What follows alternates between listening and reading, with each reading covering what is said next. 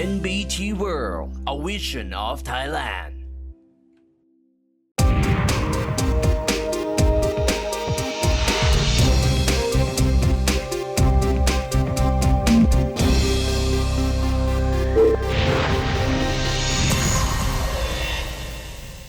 In a world today, it's almost, we have made nature really angry. And we've got to look at not just really helping to mitigate, but what can we do to change and to adapt to really some of these disasters that are hitting more and more vulnerable communities in our countries today.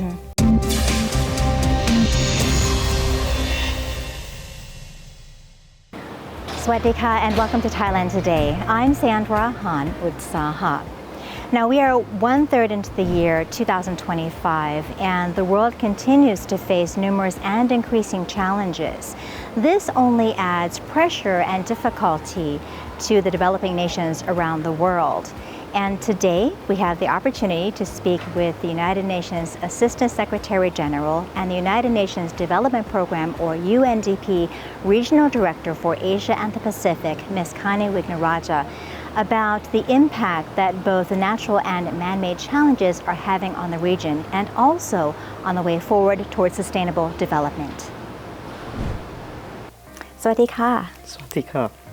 Ms. Wignaraja, can I call you Kani? Absolutely. Thank you so much for making the time to speak with us today. So let's just dive right in.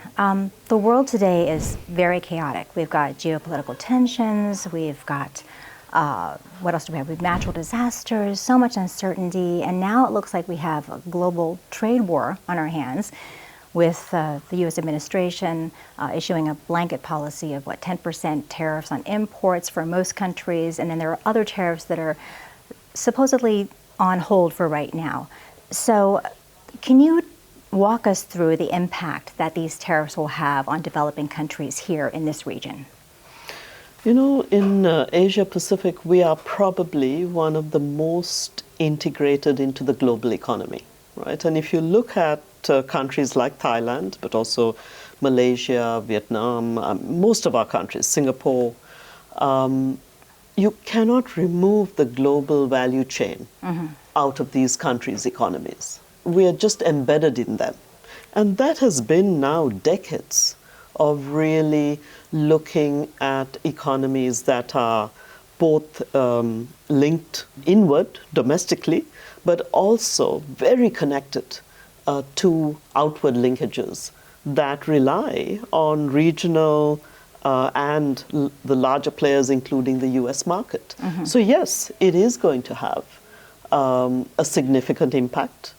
Overall, I mean, if I look at UNCTAD's latest report, you can see they indicate global trade contracting by about 7%. Some have said even more.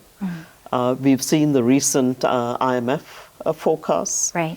At the same time, we are not into the language of trade wars as yet. You know, there's a lot of space for negotiation, for looking at ways that we can avert some of the impact. What would you say that those ways would be? I mean, look at a number of these countries are not just sitting back.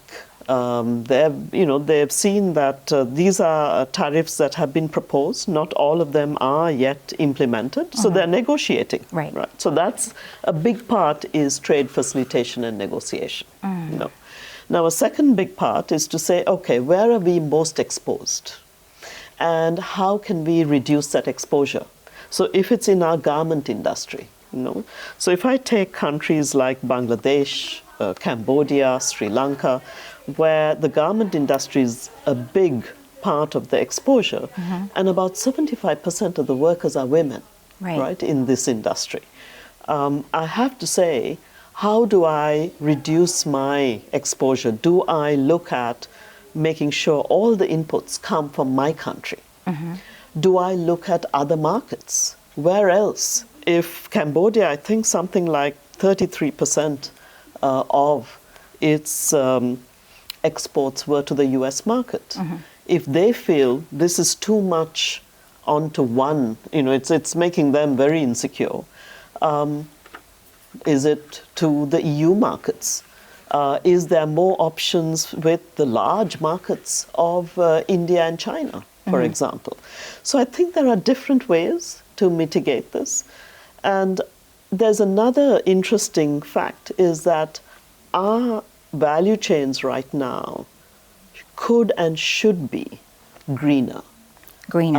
And they can be, bring in much more, be more inclusive of the labor force, the informal sector.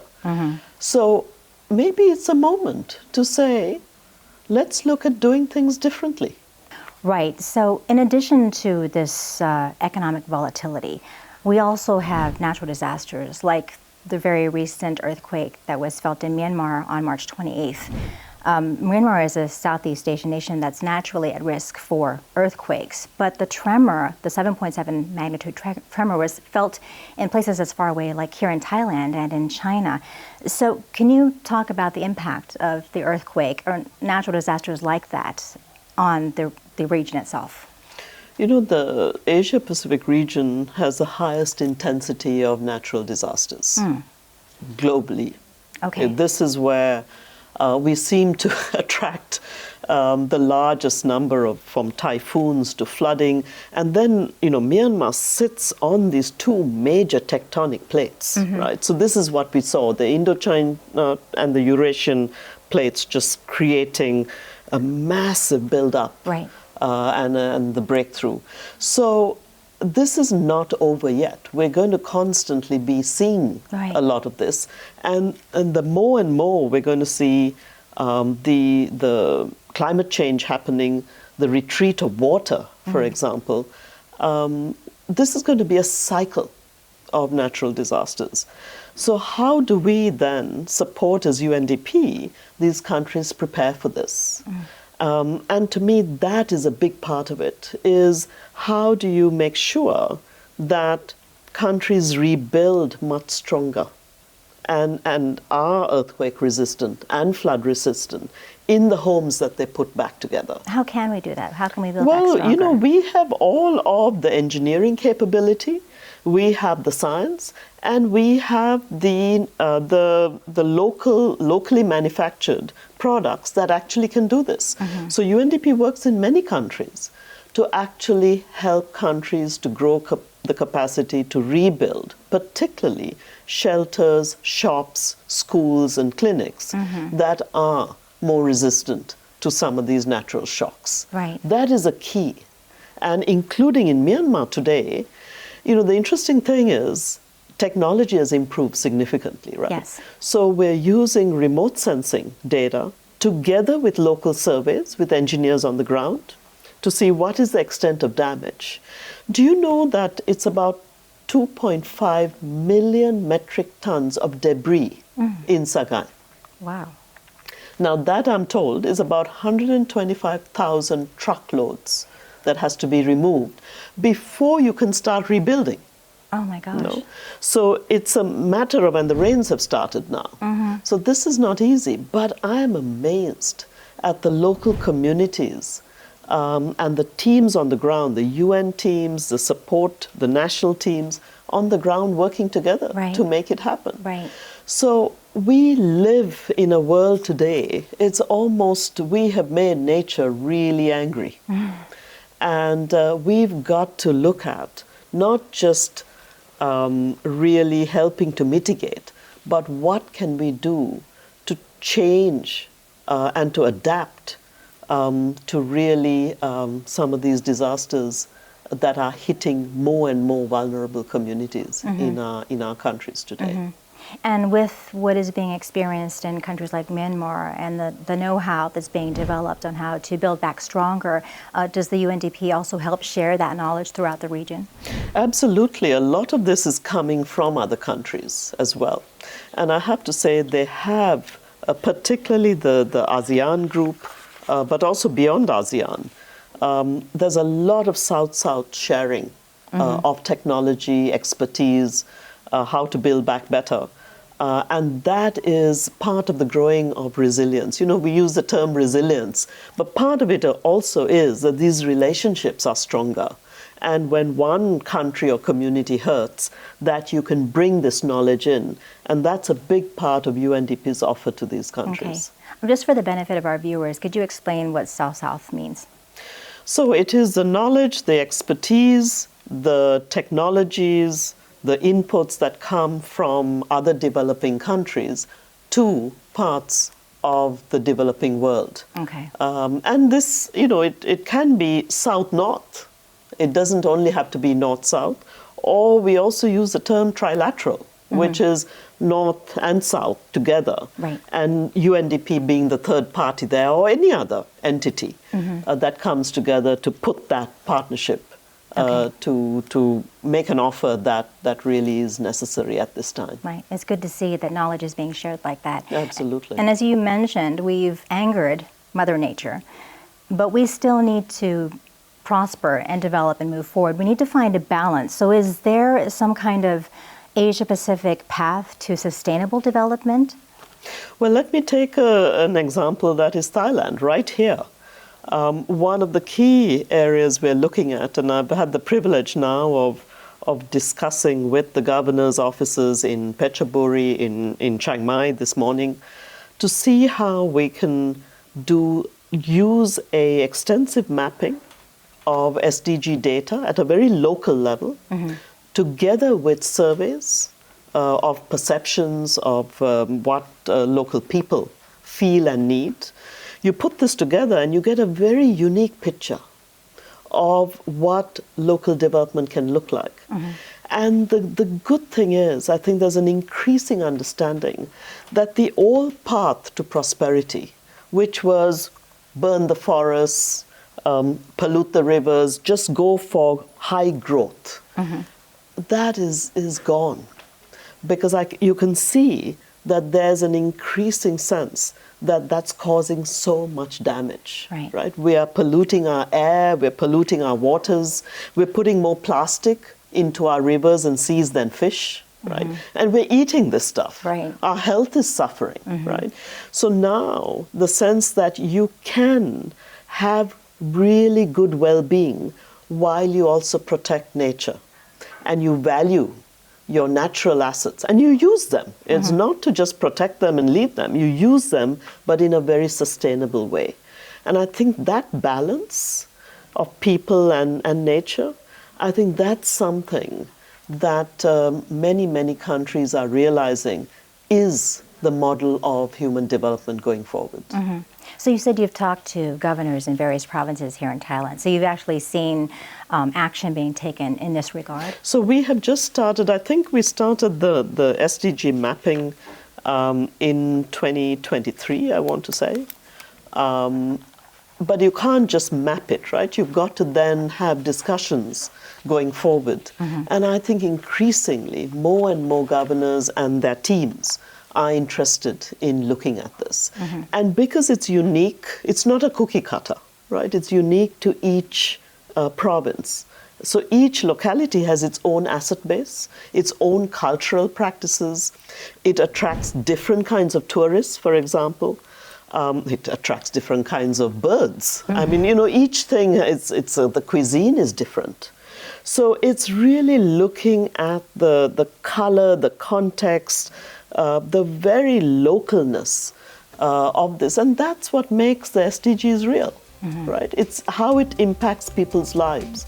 And for UNDP, this, I think, is really a big way forward to engage with Thailand on its next stage of development.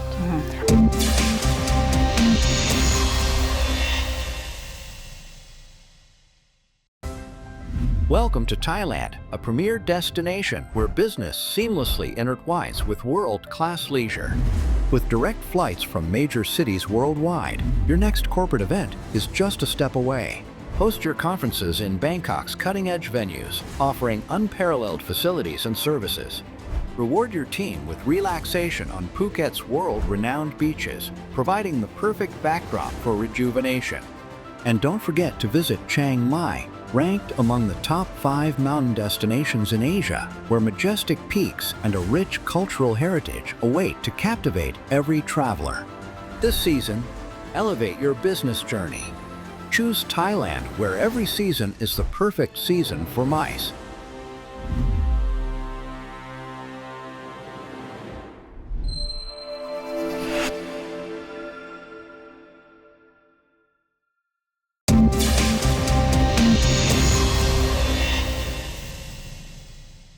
I've had a chance to moderate panels here at UNSCAP with you as one of my panelists, and I noticed that every time we ask for questions, we get questions from the youth representative. So I'm wondering, is that what you're seeing when you go out, into the field as well? Are the youth very much involved?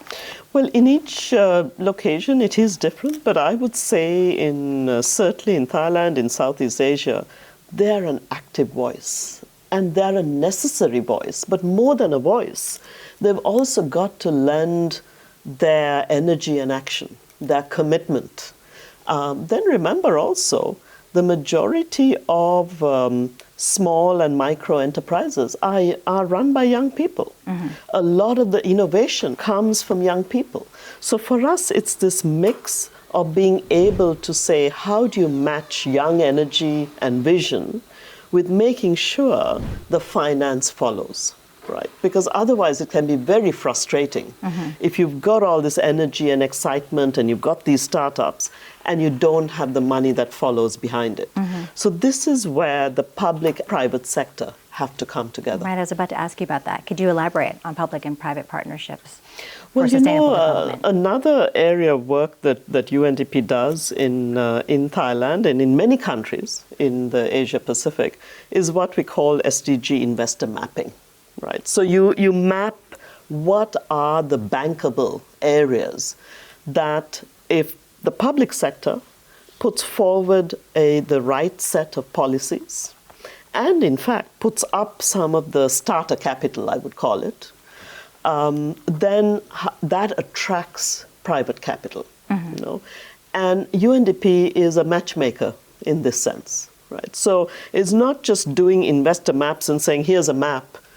Here's bankable projects, now, see what works for you. It's actually engaging throughout that process to bring public policy and some of the public funds to move and leverage and excite private capital in. Now, that also includes FDI from outside. Mm-hmm. So for Thailand, this is why they're so interested also to join OECD. Mm-hmm. Right? Because it's about standards and setting up measures, new regulations, governance mechanisms, that if you're an outside investor, you say, you know what, I want to invest in this country. Mm-hmm. So there's when I say public and private, I first mean local and domestic, and then I mean also attracting capital from outside. Mm-hmm. Okay, you actually led into another question, OECD. It's the Organization for Economic Cooperation and Development, or OECD. It's an international organization that works to build better policies for better lives, and it is a force for good for all. So Thailand has already initiated the process of becoming a member since last year, I believe. So how is the UNDP involved in helping Thailand get to that point? Well, through one of our major portfolios, which is on the governance and justice side, because one of the set of measures for the OECD to be a member is to make sure there are these clear benchmarks on how does your judiciary work, how long does it take for cases to be heard, is there efficiency in your public administration, what types of public services are accessible to who, corruption levels. So there's a whole set of indicators that I would put in that larger bucket of governance and justice reform that UNDP works with countries, and like Thailand, in this case, to look at the OECD measures, to see how Thailand's institutions and policies and systems can get up to those standards, so that their membership then is eased.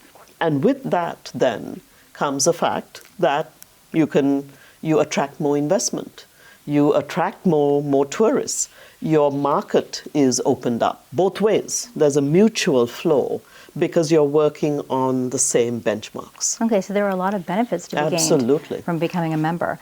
All right, so, well, let's talk about the 2030 Agenda for Sustainable Development. So all of the member states of the United Nations, which is it 196? Yeah, they've all adopted the agenda. And at the heart of the agenda are the 17 Sustainable Development Goals, or what everyone calls SDGs.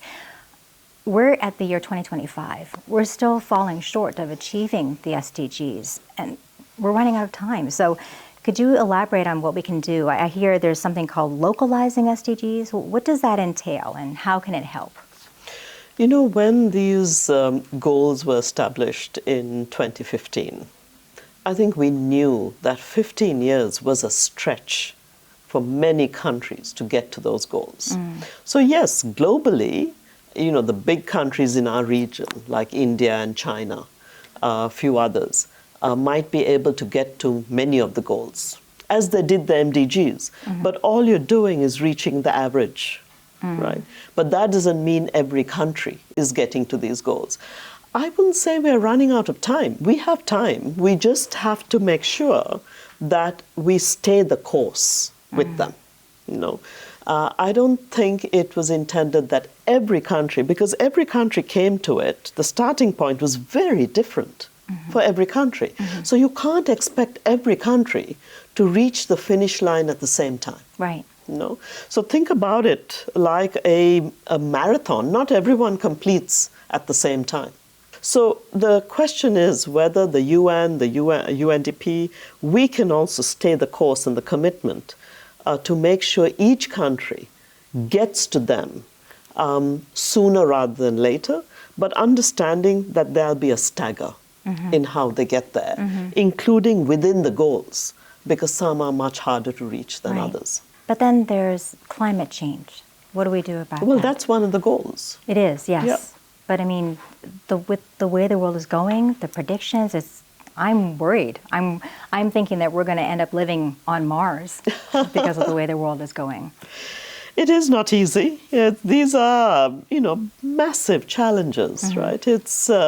And it's going to take a lot of effort. I mean, but we have things on our side. I mean, we had never foreseen in 2015 the advent and sprint of AI. Right. And this is going to help a lot. Science is moving forward.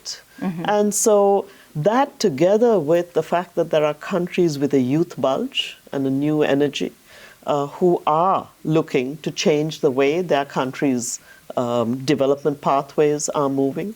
There are leaders who are strongly committed to doing things differently. I think we've got to look at the bright side. You know, there is a glass half full as well.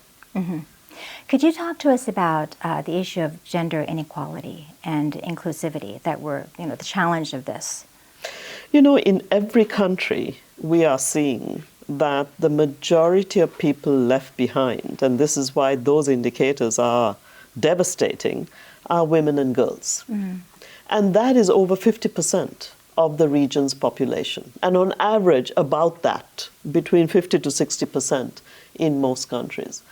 And if development and prosperity and well-being indicators are leaving women and girls behind, how can a country say it's developing? You know?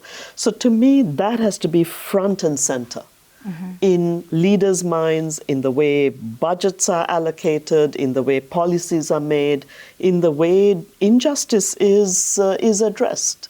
And it could be extreme cases, like in Afghanistan, where women have lost voice and they're not seen in many activities and services and areas that they were very active in before. To some countries where it's not that extreme, but it's still a significant problem. So in most of our countries, you'll see the enrollment and completion rates for school, particularly secondary school, is still much less for girls. In the majority of our countries, if not all, women are paid less for the same work, right? Women still have a much higher burden of home care and childcare and are not paid for it, right? So there's many things in which you can have countries to look and say, if I take social protection, health insurance, the way they can come in and paid care economies that can come in to make sure that some of these injustices and discriminations are corrected. But we are seeing an increase in these injustices against women in some countries. It's like it's coming back again for some reason. How do we stop that? In some places, it looks like regression, and in other places, it's not, right? So this is a swing, a seesaw. And the hope is that this is where it's so important that there is a UN that brings it all together and shows countries that are advancing, and that the fact that if it's good for women and girls, it's good for the whole country. The whole country prospers. So the demonstration effect, the sharing of these experiences, it's really, really important to have those spaces where people come together, both as states but also as communities. You mentioned AI and technology. Are you seeing increased use here in the region of AI to help the marginalized groups? Not all over yet. I think AI, the use of AI in a very extensive form is still relatively new for most countries. I would say countries like Singapore and Malaysia, China and India have taken off and are using this. In fact, I'm just coming from Malaysia, where we launched an initiative and work and analysis on using AI for social protection, to improve social protection systems. How does that work? Well, if you've got a country where you've got about over 100 different instruments of social protection, each with a massive data set, right? It's going to take years to go through this, to clean it up, to see who's getting what, etc. With AIs, you have the right prompts. You can see who you should target. Are we targeting those people? Is there overlaps and duplications? Is there leakages? Who's getting left behind in all of this? And so you can bring it all together in a matter of minutes and days. So there's huge efficiency gains and improved application of social protection with a lot of reduced cost for countries. So Malaysia is really moving ahead on this. So that means that help will get to those who need the help faster now. That's very encouraging. So I was going to ask you as well, how do we remain optimistic with the global landscape being the way that it is today? You know, rise of tyranny, growing discrimination, corruption, climate change, geopolitical tensions. How do you remain so optimistic? Well, I would say, I would put it back to you, because you are part of a media public space. And the tendency for media to chase the disasters, the darkness, you know, the things that are breaking and falling, and not to give enough space to the light, to the stories that are about hope and inspiration. I think there has to be a balance. And if you take our world as a whole and people as a whole, I think even for our mental health and well-being, we need to hear more about the good. We need to be able to believe and to be able to see. And there is a lot of amazing things going on. We just need to keep telling and sharing those stories. And we need to keep investing in those so that they amplify. And we will see the acceleration of a lot of this. So even if it's the use of AI and technology, it has to be that it increases the good and reduces the global bads. Right. I think that's the perfect way for us to end the interview on a positive note. Thank you so much for speaking with us today, Kun Thani. ขอบคุณค่ะ สวัสดีค่ะ Thank you. It has been a pleasure talking with you. Thank you for watching Thailand Today. See you in the next episode. สวัสดีค่ะ